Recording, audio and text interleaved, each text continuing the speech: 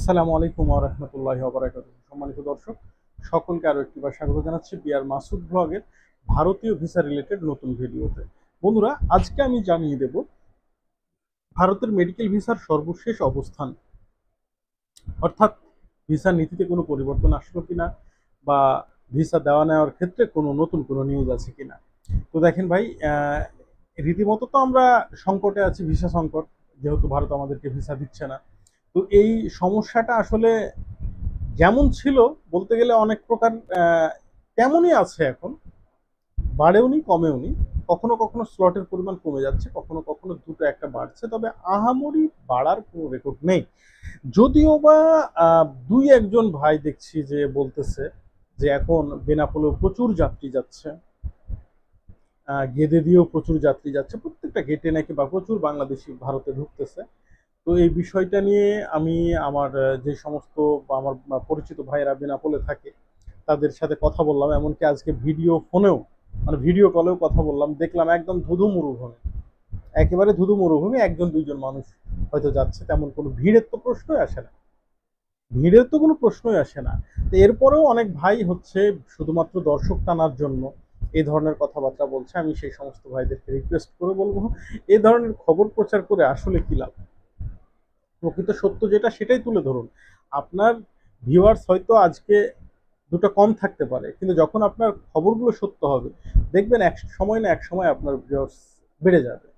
বিশেষ করে বাংলাদেশে কিছু স্ট্যাবলিশ এই ধরনের ইউটিউবার ভাই আছে যারা এই লাস্ট বলতে গেলে ৮-৯ মাস যাবত বলে আসছে এই একদিন দুই দিনের মধ্যেই মেডিকেল ভিসা স্বাভাবিক হয়ে যাবে, আর ৫-৬ দিন বাদেই দিয়ে দিবে ট্যুরিস্ট ভিসা। কথাগুলোর স্টাইলটা কিন্তু এমনই। কিন্তু ভাই আমি শুরু থেকে বলে এসেছি এটা হবে না, এটা হবে না, এটা হবে না, এবং না হওয়ার সম্ভাবনাটাই সবচাইতে বেশি। যদি হতো তাহলে অনেক আগেই হতে পারতো, যেহেতু হবে না সুতরাং আর ২-৪ দিন বা ১০ দিন পরে হবে এটাও সম্ভব না। হতে গেলেও কিন্তু বেশ কিছু কন্ডিশন মেনেই হতে হবে। সেই সমস্ত কন্ডিশন হচ্ছে বাংলাদেশে নির্বাচন হতে হবে, বাংলাদেশের নির্বাচনের পরে যে নতুন গভর্নমেন্ট কে আসছে সেটা দেখতে হবে, এবং আসার পরে পরবর্তী অবস্থাটা কি হবে সেইটার উপর ডিপেন্ড করে অনেকটা ভারতের ট্যুরিস্ট ভিসা বাংলাদেশিদের জন্য চালু হবে কিনা সেটা নির্ভর করছে।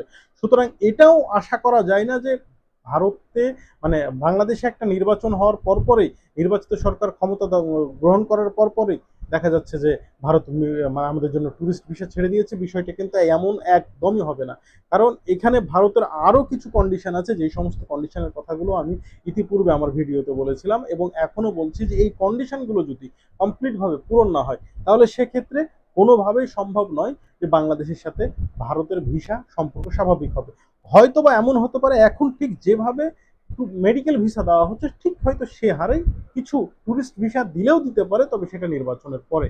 নির্বাচনের পূর্বে কোনোভাবেই এটা সম্ভব নয়। আমি আবারও বলছি এটা কোনোভাবে সম্ভব নয়। যদি হয় সেটার সম্ভাবনা মাত্র ১%। এখন ১% কতটুকু মানে ৯৯ এর এগেনস্টে ১% কতটুকু শক্তিশালী হতে পারে সেটা অবশ্যই এটা আপনাকে প্রেডিকশন করতে হবে। তো বন্ধুরা, আবারও বলছি যে এই মুহূর্তে মানে টুরিস্টের কোনো সম্ভাবনা নাই, মেডিকেল ভিসা খুব স্বাভাবিক যাচ্ছে, মানে স্বাভাবিকের মানে কি বলবো মানে যেটা যাচ্ছিল আর কি সেটাই যাচ্ছে। ডাবল এন্ট্রি ভিসা খুবই কম, দুটো একটা হচ্ছে।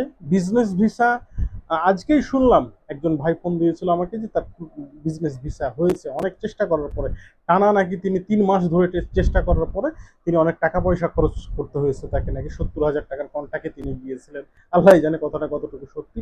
তারপর নাকি তিনি বিজনেস ভিসা পেয়েছেন। তো আমি বলবো যারা সত্যিকারের রুগী আছেন, আমার কথাটা আবারও শুনবেন, যারা সত্যিকারের রুগী আছেন, যাদের খুবই এমার্জেন্সি মেডিকেল ভিসা দরকার, মেডিকেল ভিসা পাচ্ছেন না, তারা আমার সাথে যোগাযোগ করবেন। আমি চেষ্টা করব আপনাদেরকে একটা রাস্তা দেখিয়ে দেওয়ার যে আপনারা যাতে ভিসা পেতে পারেন। আমি 100% গ্যারান্টি দিতে পারবো না, আমি চেষ্টা করতে পারি আপনাদের জন্য যে আপনি কিভাবে ভিসা পাবেন। তো আমার ফেসবুক পেজে আপনারা নক দিলে হয়তো আমার সাথে কথা বলতে পারবেন। আর যদি কথা বলতে হয় শুধুমাত্র ইন্ডিয়ান ভিসা রিলেটেড বিষয়ে কথা বলবেন ভাই। অনেকে আবার ফোন দিয়ে বলে ভাই পাকিস্তানের ভিসার ব্যবস্থা করে দেন, কেউ বলে ইরানের ভিসার ব্যবস্থা করে দেন, কেউ বলে আবার দেখা যাচ্ছে যে ভাই আমি মিশর যাব আমার ভিসার ব্যবস্থা করে দেন। দেখেন ভাই, এত কিছু নিয়ে আমি কাজ করি না। আমি ইন্ডিয়ান ভিসা রিলেটেড বা পাকিস্তান ভিসা রিলেটেড আমি তথ্য দিয়ে থাকি, বাট আমি সেভাবে কোনো ভিসা নিয়ে কাজ করি না, আফগানিস্তানের ভিসা নিয়েও কাজ করি না। আমি হয়তো সেই সমস্ত দেশের ভিসার তথ্যগুলো আপনাদেরকে দিয়ে থাকি। সকলকে ধন্যবাদ। আসসালামু আলাইকুম ওয়া রাহমাতুল্লাহ।